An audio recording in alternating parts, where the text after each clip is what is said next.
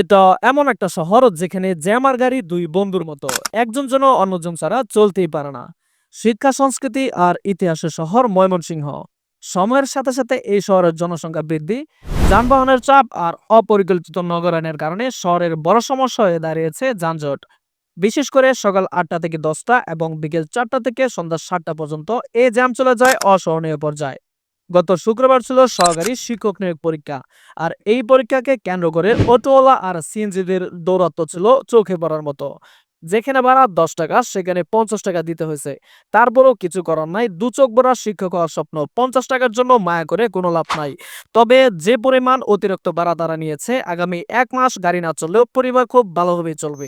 তবে মজার ব্যাপার হচ্ছে, মানুষ যেভাবে আমার দিকে তাকাচ্ছিল মনে হচ্ছিল আমি খুবই সুদর্শন। কিন্তু একটু পরে বুঝলাম তাকানোর কারণ হচ্ছে এই পিঙ্ক কালারের জাদুকরি ব্যাগ, যার ভিতরে একটি লিপস্টিক, একটি আয়না আর সামথিং টাকা পয়সা। যাই হোক, এত ক্লান্তি শেষে একটু শান্তির আশায় গিয়েছিলাম জৈনুল আবেদিন পার্কে। কিন্তু এখানকার যে অবস্থা, মনে হচ্ছিল আমি কোনো সরকারি হাসপাতালে চলে এসেছি।